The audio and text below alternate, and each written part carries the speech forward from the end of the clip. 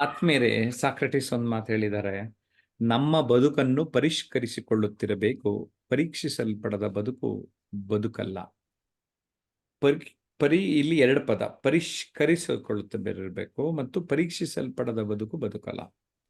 ಪರಿಷ್ಕರಿಸಿಕೊಳ್ಳುತ್ತಿರಬೇಕು ಅಂದ್ರೆ ನಾವು ಅದನ್ನ ಹೊಸತನವನ್ನು ರೂಢಿಸ್ಕೋಬೇಕು. ನಾನು ಯಾವಾಗಲೂ ಹೇಳ್ತಾ ಇರ್ತೀನಲ್ಲ, we have to reinvent ourselves, we have to update, we have to upgrade, we have to be the best version of you.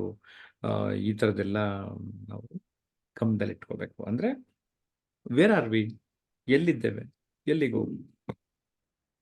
ಇನ್ನು ಪರೀಕ್ಷೆ ಯಾಕೆ ಅಂತ ಕೆಲವು ಪ್ರಶ್ನೆ ಇರ್ತದೆ. ಅದು ಎಸ್ಪೆಷಲಿ ಇಯರ್ ಸ್ಟಾರ್ಟಿಂಗಲ್ಲಿ ಅಂದರೆ ಸ್ಟೂಡೆಂಟ್ಸ್ಗಳು ತಲೆ ಕೆಡಿಸ್ಕೊತಾ ಇರ್ತಾರೆ, ಏನಪ್ಪ ಪರೀಕ್ಷೆ ಬಂತು ಬಂತು ಬಂತು ಅಂತ. ನಿಮಗೆ ಗೊತ್ತಿರಲಿ, ಪರೀಕ್ಷೆ ಬಗ್ಗೆ ಕೂಡ ನಮ್ಮ ಯೂಟ್ಯೂಬ್ ಚಾನಲ್ನಲ್ಲಿ ವಿಡಿಯೋಗಳಿದೆ. ಜೊತೆಗೆ ನಮ್ಮ ಕೋರ್ಸ್ ಸೇರಿದವರಿಗೆ ಪ್ರೊಫೆಸರ್ SR ವಿಡೇಕರ್ 1 ತಾಸು before the exam, during the exam and after the exam ಹೇಳಿರುವಂತಹ ಒಂದು ವಿಡಿಯೋ ಮಾಡ್ಯೂಲ್ನ ಕೂಡ ಕೊಟ್ಟಿರ್ತೇವೆ. ಪರೀಕ್ಷಿಸಲ್ಪಡದ ಬದುಕು ಬದುಕಲ್ಲ, ಯಾಕೆಂದರೆ ನಾವು ಅವಾಗವಾಗ ಚೆಕ್ ಮಾಡ್ಕೋತಾ ಇರಬೇಕು ಅಂತ. ಸೊ ಪರಿಷ್ಕರಿಸಿಕೊಳ್ಳೋದು, ಪರೀಕ್ಷಿಸೋದು, ಎರಡು ಮಾತಿಲ್ಲಿದೆ. ಸಾಕ್ರೆಟಿಸ್ ತುಂಬ ಚೆನ್ನಾಗಿ ಹೇಳಿದ್ದಾರೆ. ಆ ಪರಿಷ್ಕರಣೆ, ನಾನೆಲ್ಲೋ ಒಂದು ಕಡೆ ವ್ಯಕ್ತಿತ್ವ ಪರಿವರ್ತನೆಯ ಕೆಲಸ ಮಾಡ್ತಾ ಇರೋದ್ರಿಂದ ಎಲ್ಲಿಂದ ಎಲ್ಲಿಗೆ ಹೋಗಬೇಕು ಅಂತ ಸುಮಾರು ಒಂದು 35 ಪಾಯಿಂಟ್ಸ್ಗಳನ್ನು ನಾನು ಅಣಿಗೊಳಿಸಿದ್ದೇನೆ. ಆ 35 ಪಾಯಿಂಟ್ಸ್ಗೆ ನಾನು ಆ ಬುಕ್ಗೆ ಚಿತ್ರಕಲಾವಿದ ಪ್ರವೀಣ್ ರಬಕವಿ ಈ ಚಿತ್ರಗಳನ್ನು ಕೊಟ್ಬಿಟ್ರು. ನಾನು ಇನ್ನು ಪುಸ್ತಕ ಪೂರ್ತಿ ಬರೆದಿಲ್ಲ. ಅದರಲ್ಲಿ ಆ 35 ಸೂತ್ರಗಳು ಹೀಗಿದೆ ಅಂದ್ಬಿಟ್ಟು ಅದು ಅವರೇ ಒಂದು ಬುಕ್ಲೆಟ್ ಥರ ಮಾಡಿ ಒಂದು ಬುಕ್ಲೆಟ್ ಕೊಟ್ಬಿಟ್ರು ನಮಗೆ. ಇದು ನೋಡ್ತಾ ಇದ್ರೆ ವಾವ್, ಹೆಂಗೆ ಒಂದೊಂದು ಚಿತ್ರನೂ ಎಷ್ಟು ಚೆನ್ನಾಗಿ ಬಂದಿದೆ. ಉದಾಹರಣೆಗೆ comfort zone to effort zone, ಒಂಥರ ಕಂಫರ್ಟ್ ಆಗಿ ಇರೋದಷ್ಟೇ ಅಲ್ಲ, ಎಫರ್ಟ್ ಪಡಬೇಕು ಅನ್ನೋಂಥದ್ದು. ವ್ಯೂಯರ್ ಟು ಪ್ಲೇಯರ್ಗೆ ಒಂಥರ ಡಿಫ್ರೆಂಟಾಗಿ ಆರ್ಟ್ ಮಾಡಿಕೊಟ್ಟಿದ್ದಾರೆ. ಸೊ ನಾನು 35 ಪಾಯಿಂಟ್ಸ್ಗೂ 35 ಚಿತ್ರವನ್ನು ಬರೆದು ಕೊಟ್ಟಿದ್ದಾರೆ. I am very happy. ಇದನ್ನ ಚಿತ್ರಗಳು ನನ್ನ ಬರವಣಿಗೆಗಿಂತ ಮುಂಚೆ ಬಂದಿದೆ ಅಂತ. ಓಕೆ, ನಮ್ಮ ಆನ್ಲೈನ್ ಪಾರ್ಟಿಸಿಪೆಂಟ್ಸ್ನು ಕೂಡ ಮಾತಾಡಿಸ್ತಾ ಇರ್ತಾನೆ. ಗೀತಾ ಏನ್ ಹೇಳ್ತಾರೆ ಈ ವಿಚಾರದ ಬಗ್ಗೆ? ಸರ್ ನಮಸ್ತೆ ಸರ್. ನಮ್ಮ ಬದುಕನ್ನು ಪರಿಷ್ಕರಿಸಿಕೊಳ್ಳುತ್ತಿರಬೇಕು, ಹಾಗೆ ಪರೀಕ್ಷಿಸಲ್ಪಡದ ಬದುಕು ಬದುಕಲ್ಲ. ಖಂಡಿತ ಸರ್. ಮೊನ್ನೆ ನಾವೊಂದು ಹೊಸ ವರ್ಷಕ್ಕೆ ನೀವು ಒಂದು ಆನ್ಲೈನ್ ಕ್ಲಾಸ್ ಅಲ್ಲಿ ಹೇಳಿದ್ರಿ, ಯಾರ್ಯಾರು ಏನೇನೋ ಸಂಕಲ್ಪ ಮಾಡ್ಕೊಂಡಿದ್ದೀರಾ ಅದನ್ನ ಒಂದು ಡೈರಿಲಿ ಬರೆದಿಡ್ಬೇಕು, ಅದನ್ನ ಅವಾಗವಾಗ ನೋಡ್ತಾ ಇರ್ಬೇಕು ಅಂತ. ಖಂಡಿತ ಸರ್, ನಾವ್ ಅದನ್ನ ಬರಿತೀವಷ್ಟೇ. ಕೆಲವ್ರು ಅಳವಡಿಸ್ಕೊಂಡಿರ್ತಾರೆ, ಕೆಲವ್ರು ಅಳವಡಿಸ್ಕೊಂಡಿರಲ್ಲ. ಹಾಗಾಗಿ ನಾವು ನಿನ್ನೆ ಏನ್ ಮಾಡ್ದೋ, ಒಳ್ಳೆ ಕೆಲಸ ಏನ್ ಮಾಡ್ದೋ, ಕೆಟ್ಟ ಕೆಲಸ ಏನ್ ಮಾಡ್ದೋ, ಇವತ್ತು ಏನ್ ಮಾಡ್ಬೇಕು, ಮುಂದೆ ಏನ್ ಮಾಡ್ಬೇಕು ಅನ್ನೋದನ್ನ ನಮ್ಮ ಬದುಕನ್ನ ಅವಾಗ ಪರೀಕ್ಷೆ ಮಾಡ್ಕೊಳ್ತಾ ಇರ್ಬೇಕು ಸರ್. ಹಾಗೆ ಮನುಷ್ಯ ಅಂದ್ಮೇಲೆ ಕಷ್ಟ, ನಷ್ಟ, ನೋವು, ನಲಿವು ಸಾಕಷ್ಟು ಇದ್ದೇ ಇರುತ್ತೆ. ಉದಾಹರಣೆಗೆ ಮೊನ್ನೆ ಮತ್ತೆ ನೀವು ಆನ್ಲೈನ್ ಕ್ಲಾಸ್ ಅಲ್ಲಿ ದಾರಾ ಬೇಂದ್ರೆ ಅವ್ರದ್ದು ಬಗ್ಗೆ ನಾವು ಮಾತನಾಡ್ದೋ, ಅವ್ರು ಎಷ್ಟು ಕಷ್ಟ, ನೋವು, ಬಡತನ, ಜೈಲುವಾಸ ಆದ್ರೂ ಸಹ ಒಬ್ಬ ಒಳ್ಳೆ ಮಹಾನ್ ವ್ಯಕ್ತಿ, ಮಹಾನ್ ಸಾಹಿತಿ ಅವರು ಪರೀಕ್ಷೆಗಳನ್ನ ಜೀವನದಲ್ಲಿ ಎದುರಿಸಿದಷ್ಟು ಯಾರು ಎದುರಿಸ್ಲಿಕ್ಕಿರ್ಲ ಅಂತ ಅನ್ಸುತ್ತೆ. ಅಷ್ಟು ಅನುಭವಿಸಿದಾರೆ ಪಾಪ ಅವರು. ಹಾಗೆ ನಾವಿವಾಗ ಮನುಷ್ಯರು ಏನಾದ್ರೂ ಕಷ್ಟ ಬಂದಾಗ ದೇವ್ರ ಬಳಿ ಹೋಗಿ ಕೇಳ್ಕೊಂತೀವಿ, ದೇವ್ರೆ ನಮ್ಗೆ ಯಾವತ್ತೂ ಕಷ್ಟ ಬಾರದೇ ಇರ್ಲಿ ಅಂತ. ಅವಾಗ ಗರ್ಭಗುಡಿಲಿರೋ ದೇವ್ರು ಹೇಳ್ತಾರಂತೆ, ನನಗೆ 1000 ಹುಳಿಪೆಟ್ಟು ನಾನ್ ತಿಂದು 1000 ಹುಳಿಪೆಟ್ಟು ತಿಂದಿರೋದಕ್ಕೆ ನಾನು ಗರ್ಭಗುಡಿಯಲ್ಲಿ ಶಿಲೆ ಆಗಿದ್ದೀನಿ, ಇಲ್ಲ ಅಂದ್ರೆ ಒಂದು ಕಲ್ಲಾಗಿರ್ತಾ ಇದ್ದೆ ಅಂತ. ಅಂದ್ರೆ ನಾವು ಪೂಜಿಸಲ್ಪಡುವ ಒಂದು ದೇವ್ರು 1000 ಹುಳಿಪೆಟ್ಟು ತಿಂದಿದ್ದಾರೆ ಅಂತಂದ್ರೆ, ನಮ್ಮ ಜೀವನದಲ್ಲಿ ನಾವು ಸಾಕಷ್ಟು ನೋವು, ಸಾಕಷ್ಟು ಹುಳಿಪೆಟ್ಟು ತಿಂದಿನೇ ಒಂದು ಕಷ್ಟಗಳನ್ನ ಅನುಭವಿಸಿ ಒಂದು ಪಟ್ರೆ ನಾವು ಒಂದು ಒಳ್ಳೆ ಸ್ಥಾನಕ್ಕೆ ಹೋಗ್ಲಿಕ್ಕೆ ಸಾಧ್ಯ. ಹಾಗೆ ಇನ್ನೊಂದು ಉದಾಹರಣೆ ಕೊಡ್ಬೇಕಂದ್ರೆ, ಈ ಬದುಕು ಎಂಬ ಹೊಲದಲ್ಲಿ ಸಮಸ್ಯೆ ಎಂಬ ಕಳೆ ಬೆಳಿತಾನೆ ಇರುತ್ತೆ.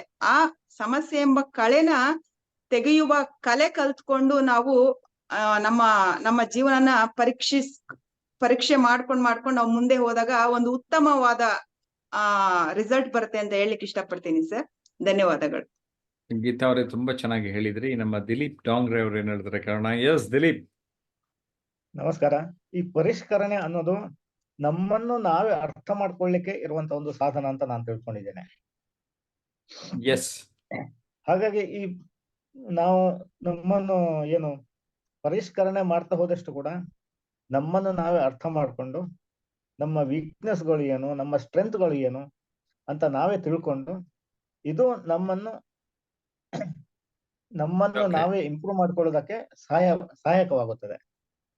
Okay, very good, very good. ತುಂಬಾ ಚೆನ್ನಾಗಿ ಹೇಳಿದ್ರಿ ದಿಲೀಪ್ ಅವರೇ. ನಮ್ಮ ಡಾಕ್ಟರ್ ಶಿವಶಂಕರ್ ಇದ್ದಾರೆ, ಹೋಮಿಯೋಪತಿ ವೈದ್ಯರು, ಏನ್ ಹೇಳ್ತಾರೆ ಕೇಳೋಣ. Yes doctor Shivashankar. Yes sir, ಹೌದು ಸರ್. ಅಂದ್ರೆ ಪರೀಕ್ಷೆಗೊಳಪಡದ ಬದುಕೇ ಅಲ್ಲ, ನಮ್ಮನ್ನು ನಾವು ಪರಿಶೀಲಿಸ್ಕೋಬೇಕು ಜೀವನದಲ್ಲಿ. ಅಂದ್ರೆ ಸರ್, ಅಂದ್ರೆ ಜೀವನದಲ್ಲಿ ಜೀವನ ಅನ್ನೋದು ಪರ್ಫೆಕ್ಟ್ ಅಂತ ಹೇಳಕ್ ಆಗಲ್ಲ ಸರ್. ಅಂದ್ರೆ we should aim for perfection. ಅಂದ್ರೆ ನಾವು ನಮ್ಮ ಯಾವುದೇ ಕ್ಷೇತ್ರದಲ್ಲಿ ಇರ್ಬೋದು, ನಮ್ಮ ಜೀವನದಲ್ಲಿ ಕಾಲ ಕಳೆದಂತೆಲ್ಲ ನಾವು ಪಕ್ವತೆನ ಪಡಿಬೇಕು. ಅಂದ್ರೆ ನಾನು ಹಲವಾರು ಸಾಧಕರನ್ನ ನೋಡ್ತೀನಿ, ಎಷ್ಟು ಮೆಚುರಿಟಿ ಇರುತ್ತೆ ಅಂದ್ರೆ ಅವ್ರಿಗೆ ಏನ್ ಮಾತಾಡ್ಬೇಕು, ಏನ್ ಮಾತಾಡಬಾರ್ದು, ಯಾವ ರೀತಿ ಅವರ ವರ್ತನೆ ನೋಡಿದಾಗ ಗೊತ್ತಾಗುತ್ತೆ ನಮ್ಗೆ. ಅಂದ್ರೆ ಅವರು ತಮ್ಮ ಜೀವನವನ್ನ ಅವರು ಪರಿಷ್ಕರಿಸಿಕೊಂಡಿದ್ದಾರೆ. ಅವರು ಅಂದ್ರೆ ಉನ್ನತ ಹಂತಕ್ಕೆ ಅವರು ದಾಪಕಲ್ಲಿ ನೀಡ್ತಾ ಇದ್ದಾರೆ ಅಂತ ನಾವು ತಿಳ್ಕೊಂತೀವಿ. ಅಂದ್ರೆ ನಾವು ಏನ್ ಮಾಡಿದೀವಿ, ಏನ್ ತಪ್ಪುಗಳನ್ನ ಮಾಡಿದೀವಿ ಅಂತ ನಾವು ಅಂತರವಾಗಿ ಮಾಡ್ತಿರ್ತೀವಿ ನಮ್ಮನ್ನ ನಾವು. ಅಂದ್ರೆ ನಮ್ಮ ಕತ್ತಲಿಂದ ಬೆಳಕಿನ ಎಡೆಗೆ ಸರ್ ನಾವು we should try our level best towards perfection in life ಅಂತ ಹೇಳಕ್ ಇಷ್ಟಪಡ್ತೀನಿ ಸರ್. ಒಂದು ಐಡಿಯಲ್ ಲೈಫ್ ನಾನು ಜೀವನ ಮಾಡ್ಲಿಕ್ಕೆ ನಾವು ಅಂದ್ರೆ ಪ್ರಯತ್ನ ಮಾಡಬೇಕು ಅಂತ ಒಂದು ಅನಿಸಿಕೆ. Yes doctor Shivashankar. ನಮ್ಮ ನೇತ್ರಾವತಿ ಅವ್ರು ಏನ್ ಹೇಳ್ತಾರೆ ನೋಡೋಣ. ಸ್ನೇಹಿತರೆ, ಎಲ್ಲರಿಗೂ ನಮಸ್ಕಾರಗಳು. ಬದುಕನ್ನು ಪರೀಕ್ಷರಣೆಗಳು ಪರಿಷ್ಕರಿಸಿಕೊಳ್ಳಬೇಕು, ಬದುಕನ್ನು ಪರೀಕ್ಷಿಸಲ್ಪಡುವ ಬದುಕು ಬದುಕಲ್ಲ ಅಂತ ಹೇಳ್ತಾರ. ಪರಿಷ್ಕರಣೆ ಅಂದ್ರೆ ನಾವು ಇಂಟ್ರಾವರ್ಡ್ಸ್ ಅಂದ್ರೆ ನಮ್ಮ ಅಂತರಂಗದೊಳಗೆ ಮೊದಲು ನಾವು ಪರೀಕ್ಷಣೆ ಮಾಡ್ಕೋಬೇಕು. ನಮ್ದು ಪರಿಷ್ಕರಿಸಿಕೊಳ್ಳಬೇಕು. ಹೆಂಗಂದ್ರ ಅಪ್ಡೇಟ್ ಅಂದ್ರೆ ನಮ್ಮ ಅಂತರಂಗದಾಗ ಯಾವ ಟೈಪ್ ಇರ್ತದ ಆ ಟೈಪ್ ನಮ್ಗೆ ಹೊರಗಡೆ ಪ್ರಕಟ ಆಗ್ತಿರ್ತದೆ. ಯಾವುದೇ ಅಲ್ಲಿ ಶಕ್ತಿ ಅಂದ್ರೆ ನಮ್ಮ ಅಂತರಂಗದಾಗೆ ಈಗ ಒಂದು ಮನುಷ್ಯನ ನೋಡಿದ ಬಳಿಕ ಆ ಮನುಷ್ಯ ಎಷ್ಟು ಈಗ ನಾಟಕೀಯವಾಗಿ ಸೌಮ್ಯತೆ ಹೊಂದಿರೋ ವ್ಯಕ್ತಿ ಇರ್ತಾನ. ನಾಟಕೀಯವಾಗಿ ಕೆಲವೊಂದು ಸಂದರ್ಭದಲ್ಲಿ ಮಾತನಾಡುವುದು ಮತ್ತು ನಗುವುದ್ರಲ್ಲಿಗೂ ಸಾಕಷ್ಟು ಬಗೆಗಳಿವೆ. ಸುಮ್ನೆ ನಗುವುದು ನಾ ಬಹಳ ಖುಷಿಯಾಗಿನಿ ಅಂತ ಹೇಳಿ ನಗುದು, ಹಿಂಗ್ ಕೆಲವೊಂದೆಲ್ಲ ಇದು ಇರ್ತಾವ. ನಾವು ಜೀವನದೊಳಗ ಯಾವ ತರ ಇದ್ದೀವಿ ಸರಳವಾಗಿ, ಮತ್ತು ನಾವು ಜೀವನದಾಗ ಏನ್ ಅರ್ಥ ಮಾಡ್ಕೊಂಡಿದೀವಿ ಅನ್ನೋದು ನಾವೇ ಪರಿಷ್ಕರಣೆಗೊಳಗೋಬೇಕು. ಮತ್ತು ಪರೀಕ್ಷಿಸಲ್ಪಡುವ ಬದುಕು ಬದುಕಲ್ಲ ಅಂತ ನಮ್ಮದು ಬದುಕು ಯಾವ ತರ ಪರೀಕ್ಷೆಗೊಳಗಾಗಬೇಕು. ಪ್ರತಿ ಹಂತದಾಗು ನಾವೇ ಯಾವ ಟೈಪ್ ಇದ್ದೀವಿ, ಏನ್ ಬದಲಾವಣೆ ಆಗ್ಬೇಕು, ಅಪ್ಡೇಟ್ ಇವತ್ತಿದ್ದ ಏನಿದ್ದೇವು, ನಿನ್ನೆ ಏನಿದ್ದೇವು, ನಾಳೆ ಏನಾಗ್ತೀವಿ, ನಾಳೆ ಏನ್ ಆಗ್ಬೇಕು ಅನ್ನೋದು ಅಂತ ಹೇಳಿ ನಾನು ಮಾತು ಮುಗಿಸ್ತೀನಿ ಸರ್. ಧನ್ಯವಾದ. ಎಸ್, ನೇತ್ರಾವತಿ ಅವರು ತಿಳಿಸಿದ್ರು. ಅಕ್ಷತಾ ಏನ್ ಹೇಳ್ತಾರೆ ಕೇಳೋಣ, ಈ ವಿದ್ಯಾರ್ಥಿನಿ ಅಕ್ಷತಾ. ಎಸ್ ಅಕ್ಷತಾ. ನಮಸ್ತೆ ಎಲ್ಲರಿಗೂ. ಇವತ್ತಿನ ಟಾಪಿಕ್ ಬಂದು ನಮ್ಮ ಬದುಕನ್ನ ಪರಿಷ್ಕರಿಸಲ್ಪಡುತ್ತಿರಬೇಕು.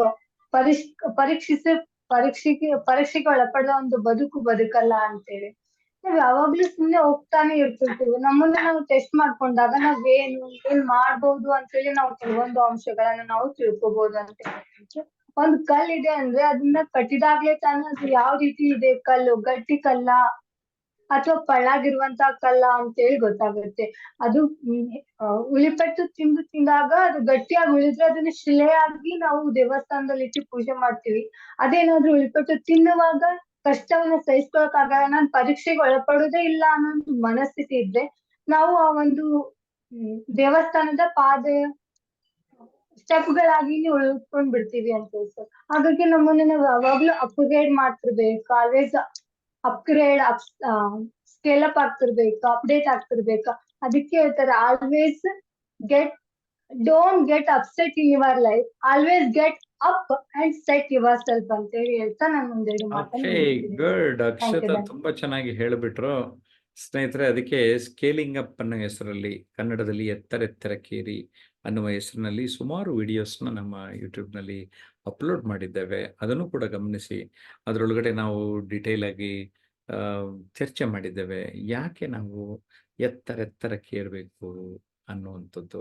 ಸೊ ಅದು ನಾವು ಯಾವಾಗ ಪರಿಷ್ಕರಣೆ ಮಾಡ್ಕೊಳ್ತಾ ಇರ್ತೀವಿ ನಮ್ಮನ್ನ ನಾವು, ಇಟ್ ಹೆಲ್ಪ್ಸ್ ಅಸ್ ಸೀರಿಯಸ್ಲಿ. ಅದಕ್ಕೆ ಒಂದು ವಿಧಾನ ಅಂದರೆ ನಮ್ಮ ಯೂಟ್ಯೂಬ್ ವಿಡಿಯೋಗಳನ್ನ ತಾವೆಲ್ಲರೂ ನೋಡೋದು. ಜಯಪ್ರಕಾಶ್ ನಾಗ್ತಿಹಳ್ಳಿ ಹಾಗೂ ಟ್ರಾನ್ಸ್ಫಾರ್ಮೇಷನ್ ಅನ್ಲಿಮಿಟೆಡ್ ಇವೆರಡು ಯೂಟ್ಯೂಬ್ ಚಾನಲ್ನ ತಪ್ಪದೆ ಸಬ್ಸ್ಕ್ರೈಬ್ ಮಾಡಬೇಕು. ನೋಟಿಫಿಕೇಶನ್ ಬೆಲ್ ಆಲ್ ಅಂತ ಪ್ರೆಸ್ ಮಾಡಬೇಕು. ನಿಮ್ಗೆ ಅವಾಗ ನಾವು ಹಾಕುವ ಪ್ರೀಮಿಯರ್ ವಿಡಿಯೋಗಳಾಗಲಿ ಅಥವಾ ಲೈವ್ ಈ ಥರ ಬಂದಾಗ ಗೊತ್ತಾಗ್ತಾ ಇರುತ್ತೆ. Okay, yes, have a beautiful day. ನಿಮ್ಮನ್ನು ನೆಕ್ಸ್ಟ್ ವಿಡಿಯೋನಲ್ಲಿ ಭೇಟಿ ಮಾಡ್ತೇನೆ. Thank you.